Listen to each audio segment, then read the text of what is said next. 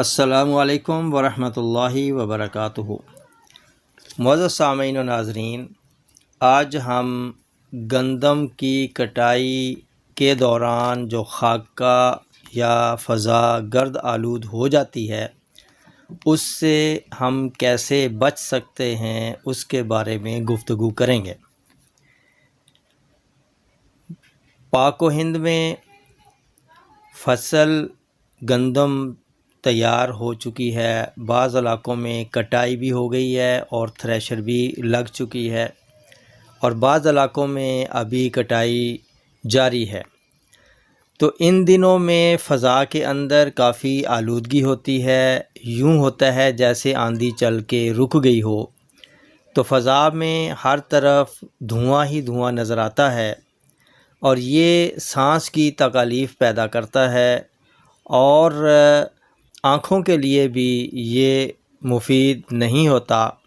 آنکھوں میں بھی کچرا سا محسوس ہوتا ہے، خاص طور پہ جب کوئی تیز سواری اختیار کی جائے جیسا کہ موٹر سائیکل ہے۔ تو اس میں یہ بات بڑی اہم ہے کہ جو لوگ یہ تھریشر کا کام کرتے ہیں انہیں معلوم ہے کہ کس قدر زیادہ فضا آلودہ ہو جاتی ہے، گردہ غبار اڑتا ہے، سانس کی نالیوں میں بھی جاتا ہے، کھانسی پیدا کرتا ہے، اور بعض کو تو باقاعدہ اس سے انفیکشن ہو جاتا ہے، کیونکہ اس خاکے کے اندر تنکے ہوتے ہیں باریک باریک جو ہوا کے ذریعے سے اڑ کر سانس کی نالی سے ہوتے ہوئے پھیپھڑوں میں چلے جاتے ہیں۔ تو ان کے لیے بہترین ہے کہ وہ کام کے دوران بھی گڑ کا شربت استعمال کریں یا شکر کا شربت استعمال کریں، اس سے ان کا یہ گردہ غبار جو ہے وہ صاف ہو جایا کرے گا۔ اور کام کرنے کے بعد اگر وہ گڑ کی چائے یا صرف گڑ ہی چوس چوس کر کھا لیں تو یہ بھی بہت مفید ثابت ہوتا ہے، اس سے گلا بھی صاف ہو جاتا ہے اور پھیپھڑے بھی صاف ہو جاتے ہیں۔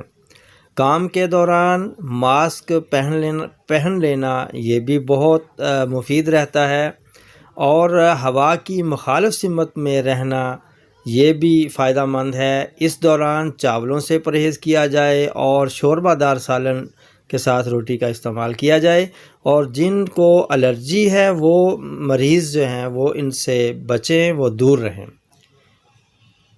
تندرستی انمول نعمت ہے۔